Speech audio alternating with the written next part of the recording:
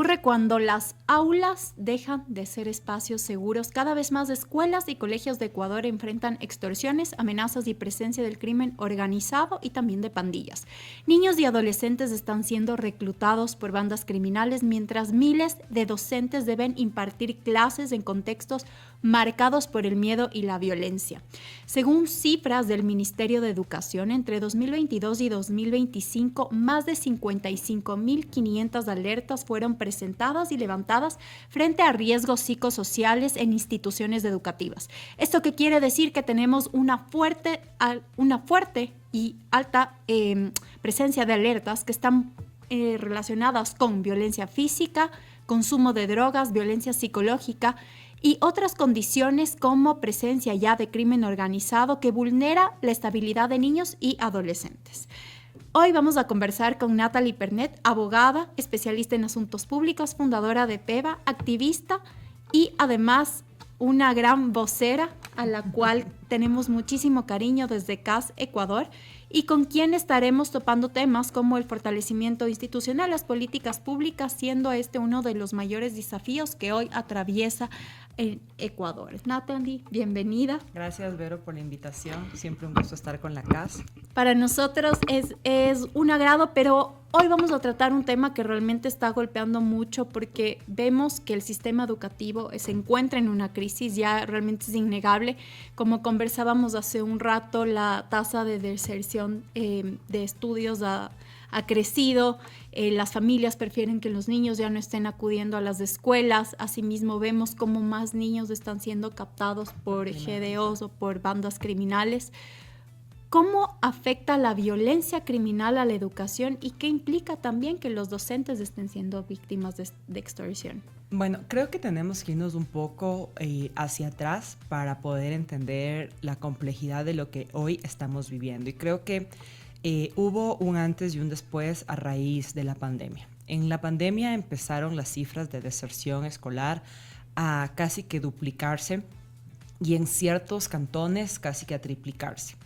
Y hay que entender ese contexto, primero con un enfoque de género, que ya lo voy a explicar. Segundo, con un enfoque geográfico, porque digamos que empezamos teniendo deserción principalmente en las zonas más altas andinas. ¿Por qué? Por un tema geográfico y cultural.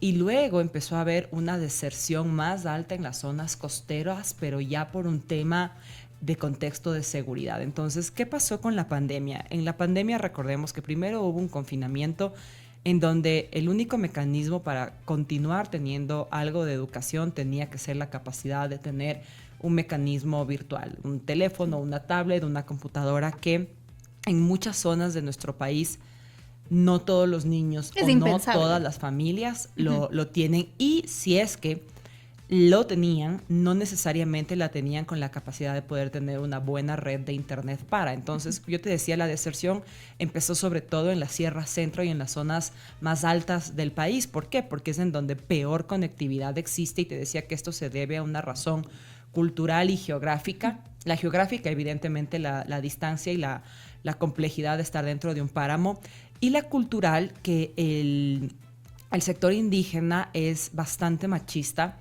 Y cuando se veían mermados en su capacidad de generar ingresos como familia, porque evidentemente si dependes de cultivos que no los puedes vender, tu capacidad de ingreso por familia se merma, había que sacrificar a alguien. Y para un padre era más viable que una de sus hijas se quede en casa ayudando a las tareas del hogar y que uno de sus hijos siga la continuidad de su escolarización. Entonces, cuando empezamos a hacer un trabajo de campo, que esto yo lo hice sí de primera mano en su momento, se les preguntaba a los padres, y los padres no te respondían con un ánimo de generar discriminación vista desde una fuente nociva o con ganas de quebrantar la salud, el futuro de sus hijas. Al contrario, pensaban que así estaban protegiendo a sus hijas. ¿Y por qué lo pensaban así? Porque te respondían: mi hijo no se queda embarazado. Y es como, bueno, vaya que ayuda, ¿no? Pero no se queda embarazado, y en consecuencia, si no está embarazado, puede terminar. su escuela básica, ¿no? Porque estamos hablando de escolarización básica. Sí. Ya hablar de escolarización técnica o superior ya es casi que una utopía. Y dos, te decían, una vez que mi hijo culmine el bachillerato, es mucho más factible que él consiga un trabajo con mejor remuneración que mi hija consiga un trabajo, porque si mi hija termina el bachillerato, probablemente lo que podrá conseguir es ser asistente doméstica en algún hogar y más allá de la informalidad que tiene este tipo de economía, el sueldo máximo es del salario básico. En cambio, un asistente de obra, un albañil, gana al menos sobre los $600. Entonces estamos hablando que hay una diferencia de $200, es decir, de casi medio salario básico. Entonces los padres te decían, si mi hija se queda en casa y mi hijo acaba la educación, mi hijo puede velar por mi hija y por el resto de mi familia. Entonces te tomaban esta decisión desde un lugar que tú evidentemente tenías que tratar de entender, comprender, que no es lo mismo que compartir. Pero ahí empezaron ya las primeras alarmas de deserción escolar con la pandemia. Y evidentemente, si tú te pones a ver los niños que estaban en educación básica inicial al momento de la pandemia y que desertaron de esta forma de escolarización, son niños que hoy son preadolescentes y adolescentes. Y si te pones a analizar los datos ya más fríamente, una vez más con un enfoque geográfico, y también de género, te das cuenta que son los niños que hoy son los preadolescentes, que son los más reclutados por el crimen organizado. Entonces, es una cadena. Sí, a esto yo acoto que la tasa de estudio, por ejemplo, justo de mujeres de pueblos y nacionalidades indígenas y de las zonas más vulnerables del país no supera los 8 años de escolaridad, Así es. donde se profundiza la brecha que tú has mencionado.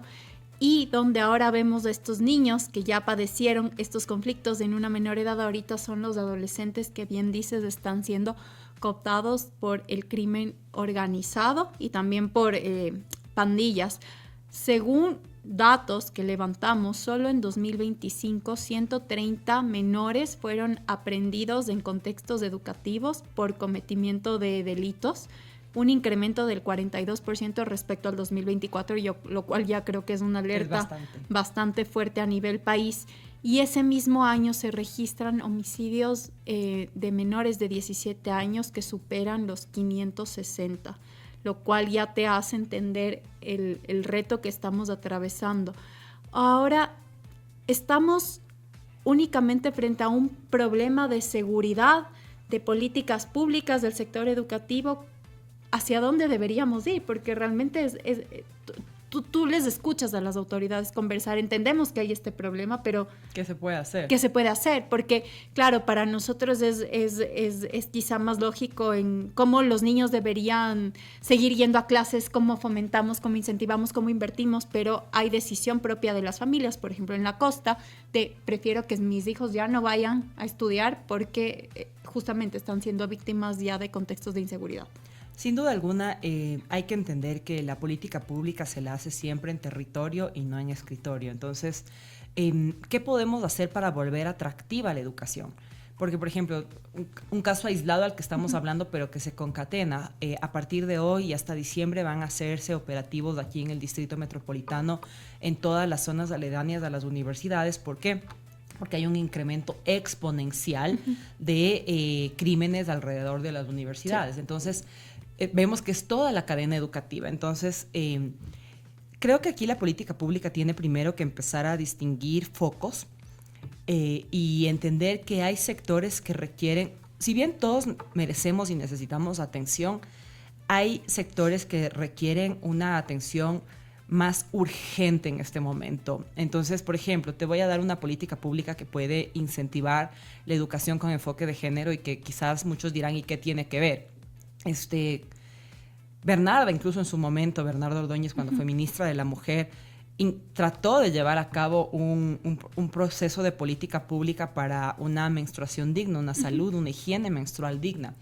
Y la gente se ataca, ¿no? ¿Cómo? O sea, vamos a gastar dinero en toallas sanitarias. Y es a veces el desconocimiento, bien dicen las abuelas, que la ignorancia es atrevida. Y en verdad que esto es atrevido porque si tú vas a hogares cuyo ingreso no llega ni siquiera a cubrir la mitad de un salario básico para la supervivencia, ni siquiera sobrevivencia, sino supervivencia de 4 personas mínimo, el tener que gastar mensualmente en tampones, claro, toallas sanitarias, higiene, te impacta por completo porque es básicamente el presupuesto de la alimentación que tiene esa misma familia.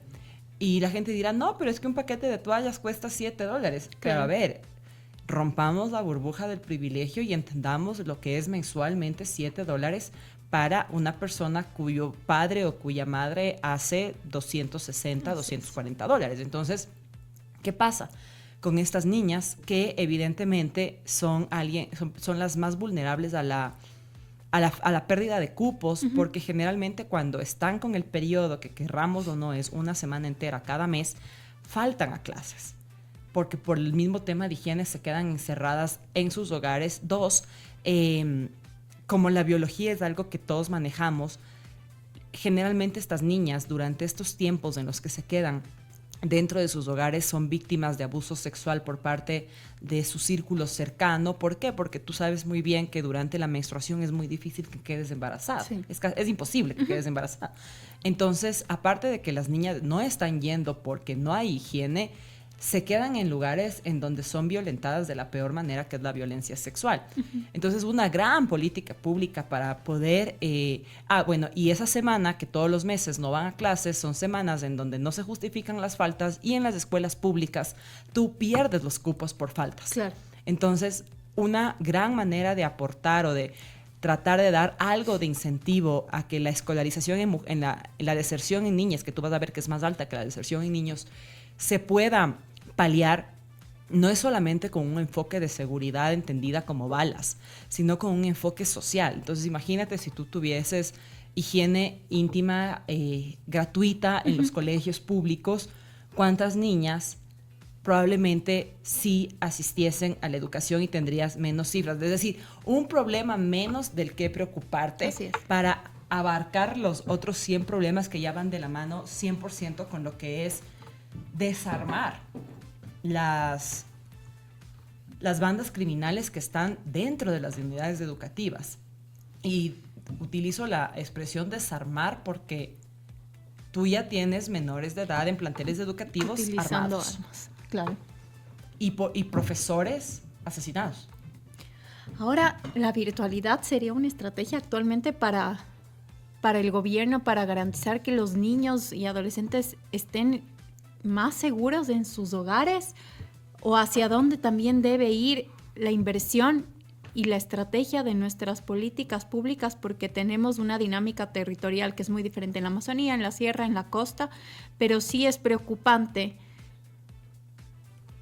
que no exista de momento una capacidad de control justamente de la presencia de bandas criminales en esos territorios, que a su vez tienes ya estadísticas de profesores que están siendo vacunados, hay que decirlo, están siendo extorsionados, alumnos ya no ir, que están siendo vacunados, estudiantes.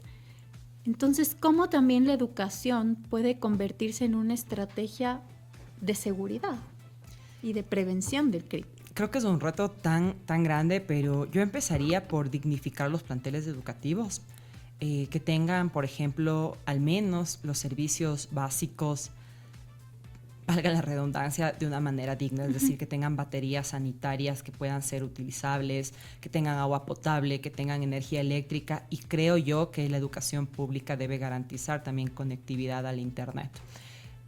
Si tú le das, porque también nosotros mucho le cuestionamos, por ejemplo, al magisterio, pero hacen lo que pueden con lo que tienen también. Así es. Hay infraestructura, o sea, estamos hablando de la deserción escolar por criminalidad, pero la criminalidad no llega por arte de magia. La criminalidad llega porque de repente vas al colegio y tu colegio, y perdóname la expresión, es un asco en toda la configuración. O sea, los baños no se pueden utilizar, todo es violento, ¿no? Todo el entorno, las paredes gotean. O sea, ¿cómo recibes clase en ese tipo de contextos sin ponerte evidentemente a armar una banda criminal? Y dos, creo que es importante entender que habrán zonas en donde la virtualidad, por supuesto, que puede ser un mecanismo, ¿sí? Por ejemplo, Durán, Montesinaí, zonas en donde ya sabemos que el crimen organizado ha tomado tanto estas comunidades que ya ni siquiera el Estado puede permear dentro de estas comunidades. Pero habrán otras zonas en donde el crimen organizado está empezando a permear, como por ejemplo ciertas zonas del Austro, zonas de acá, por ejemplo. Tú tienes hoy, lamentablemente, en colegios de altísima relevancia fiscomisionales y públicos, como por ejemplo el Patrón Mejía, el Montúfar y demás, estos colegios en donde la gente se mata y se mata por un cupo. Hoy tienes bandas criminales. Entonces, en este tipo de colegios no necesitas la virtualidad, pero sí puedes generar estas políticas de que haya esta suerte de dignidad de los planteles para que puedas tener una intervención que no sea punitiva, sino más bien una intervención en donde tú les puedas tratar de seducir, de persuadir a estos adolescentes que sí hay otros caminos, porque también si a mí desde el inicio me dicen yo voy a estudiar y después de estudiar no voy a conseguir trabajo de absolutamente nada, ¿para qué estudio? Y creo que es importante que se puedan retomar otra vez en los colegios las carreras técnicas. Y yo creo que es mucho más profundo también el hecho de poder dignificar el sistema de educación, porque deslindándonos de lo público, por ejemplo, hablando ya del sector privado, donde tú ves ahora muchos más casos igual de violencia, de ciberacoso, ya de delitos asociados con el uso de redes sociales, con el acceso a inteligencia artificial, los estudiantes quizá mucho más involucrados en estas dinámicas.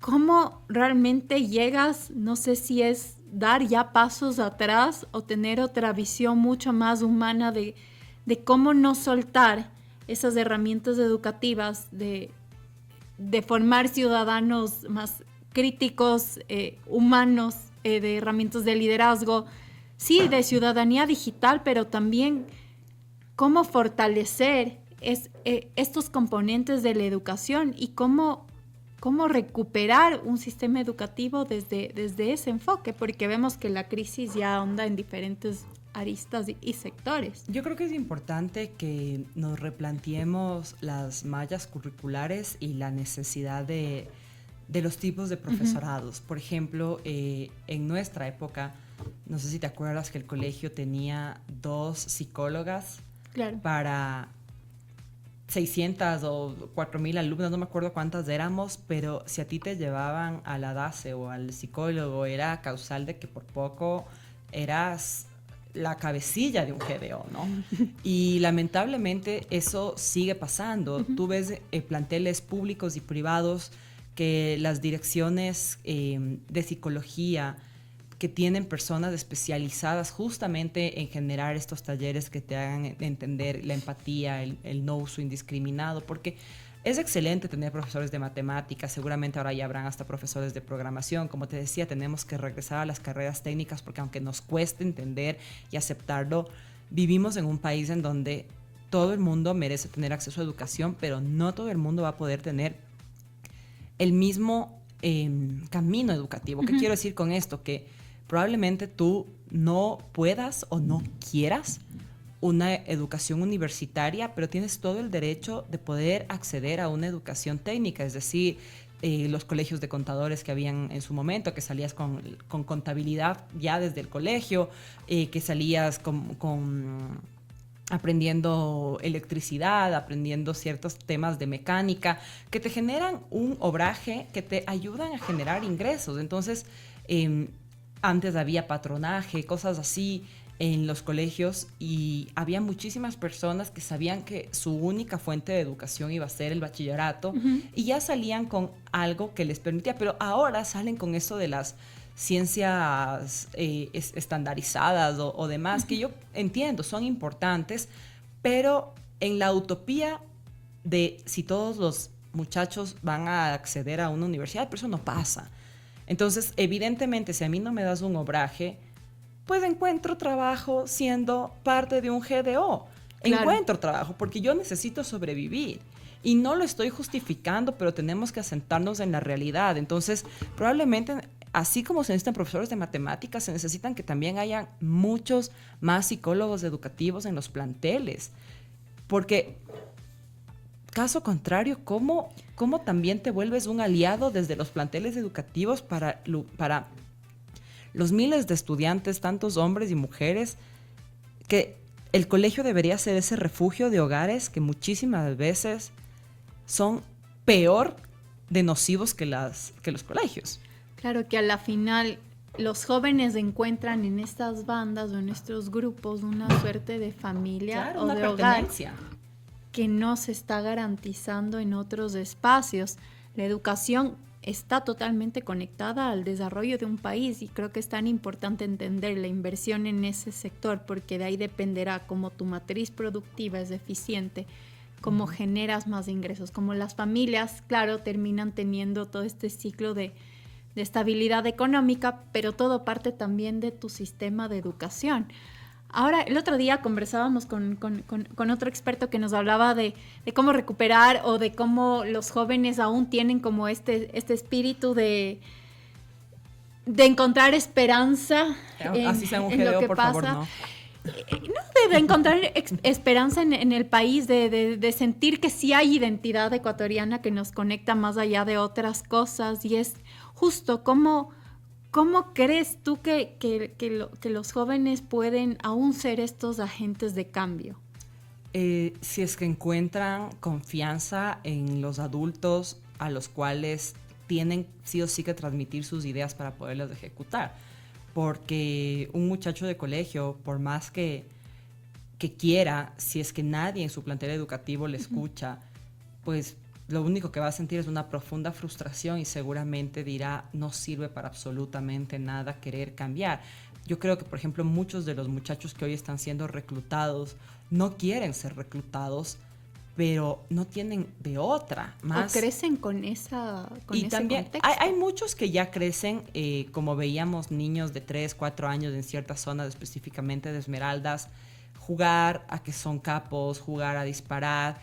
Entonces también es el mensaje que le estamos dando. Pero, por ejemplo, mucho se habla del sicariato, ¿no es cierto? Mucho se habla del microtráfico, pero poco se habla de la trata, tanto de personas como de órganos. Y cuando hablamos de deserción laboral, estamos hablando de niños y niñas. Pero cuando tú ves las noticias de criminalidad, casi siempre ves a niños, a varones. ¿Y qué está pasando con todas las niñas que también están siendo reclutadas por el crimen organizado, pero que no son visibles porque no salen en los titulares, porque no son, o sea, no es común, no digo que no exista, pero no es común ver a una niña sicaria? Bueno, probablemente esa niña está siendo explotada sexualmente. Y una vez que culmine su explotación sexual, probablemente pasará a ser parte de algún tipo de red de tráfico de órganos o a las cocinas, porque recordemos que hay ciertos temas que biológicamente existen y las mujeres tenemos una motricidad un poco más sensible y fina que los varones. Entonces les tienen en las cocinas de cocaína, claro, les tienen separando las pastillas y demás, y es una suerte hasta de esclavitud, y llega a un punto en donde quedan embarazadas de sus mismos violentadores, no tienen la capacidad de acceder a algún mecanismo que les ayude a terminar con el embarazo. Entonces, ¿qué es lo que termina sucediendo? Que siguen repitiendo estos círculos, que ese niño que desde que nace en un entorno en donde es fruto de violencia sexual, en donde su madre es una adolescente de 14, 15 años, que para cuando este niño tenga algo de conciencia ya es una mujer que estaría adulta o vieja para la trata, en consecuencia está en las cocinas. ¿Qué puedes esperar de ese niño? Evidentemente ese niño va a ir a la escuela a repetir los patrones de lo que ve, y ese niño pues evidentemente lo que va a terminar siendo es un gatillero, un sicario o un microtraficante. Y a la final esto no es inventar el agua tibia. En zonas como Medellín esto pasó, y a través de regeneración urbana, como lo que se hizo en la Comuna 13, se logró generar otro tipo de ingreso para estas zonas. O sea, hoy la Comuna 13 ya no vive del tráfico de drogas, vive del turismo. Entonces, ¿por qué no pensar que la política pública tiene que ser integral, y que probablemente para recuperar Durán, para recuperar Monte Sinaí, haya que hacer una intervención absoluta, pero que ofrezca a los habitantes de esas zonas una forma de ingreso digna, porque caso contrario, insisto, no los justifico, pero también tenemos que entender el otro lado, porque nadie nace y dice quiero ser narcotraficante, nadie nace y dice quiero vivir en una familia disfuncional en donde mi madre sea violada, mi papá sea alcohólico. No, simplemente te tocó. Es la mala cara del mundo en la que viniste a nacer. Entonces tampoco es un tema de el pobre es pobre porque quiere o el niño se queda ahí porque... No, estamos hablando que si desde niño ni siquiera tenías agua, tus oportunidades incluso de tener un desarrollo, porque cuando se habla de desnutrición crónica infantil se piensa que es hablar de niños que no comen bien y se quedan flaquitos. No, la desnutrición crónica infantil, estamos hablando de adultos que son absolutamente disfuncionales porque la misma falta de nutrición hizo que su cerebro no termine de desarrollarse. Y no tiene nada que ver con cómo se puedan ver físicamente. Puede ser un tipo de 2 metros que si tuvo desnutrición infantil de niño, de adulto puede desarrollar muchas patologías, inclusive patologías psicológicas y psiquiátricas. Entonces, creo que la intervención sí tiene que ser muy sectorizada, pero si a la educación no le metes incentivo, pues los GDO sí te dan un incentivo. Una política de inclusión socioeconómica. Sí, porque cuando se habla de esto, probablemente muchos dirán militaricen las escuelas, no va a servir de absolutamente nada. Claro. No va a servir. Ya se ha hecho y lo único que pasa es que los picos se van a otro lado. De hecho, ahorita en Quito estamos viviendo un pico de criminalidad que no se había visto en el último periodo en donde la criminalidad se ha extendido y se ha extrapolado en todo el país. Y algo que yo leía hoy justo en Quito es cómo ha crecido los secuestros, pero también asaltos con escopolamina, secuestros de express con escopolamina y especialmente cerca de zonas educativas, de universidades. Esto tiene una razón y es que el rato que tú pones todos los toques de queda tan sectorizados y por periodos tan largos en las mismas zonas, estas son gente que empieza a migrar a polos que no están militarizados pero que tiene que sobrevivir. Entonces tú en zonas como Quito o en ciertas zonas de la sierra, tú no vas a tener el tráfico como tal porque no hay puerto. Entonces, ¿de qué van a vivir los GDOs? Recordemos que se llaman crimen organizado porque tienen como muchos departamentos. El departamento de narcotráfico, el departamento de trata, el departamento de extorsión, el departamento de secuestro. Entonces, no es una coincidencia y creo que cualquiera que sepa política criminal te podría explicar con mayor detalle que después de los toques de queda, de años de toques de queda como política pública de contención, empiezas a tener una implosión criminal en otra zona en donde antes tenías contención.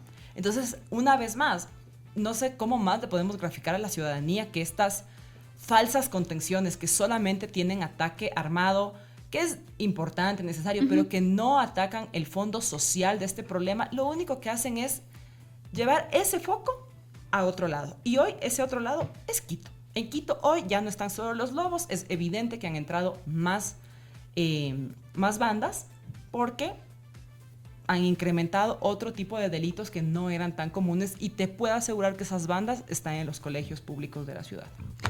Amigos, la violencia no comienza cuando un joven comete netamente un delito, sino mucho antes, cuando pierde oportunidades, referentes, esperanza, algo que creo que el mundo necesita mucho más, sobre todo estas imágenes de héroes que cada vez siento que es un poco más difícil quizá de encontrar. Cómo la educación significa también proteger la democracia desde mi punto de vista y por qué cada estudiante que permanece en un aula representa sí una oportunidad para el desarrollo del país y una posibilidad para construir instituciones más fuertes, ciudadanía más activa y oportunidades para todos. Nati, ha sido un gusto que nos acompañes en este episodio de Podcast Ecuador.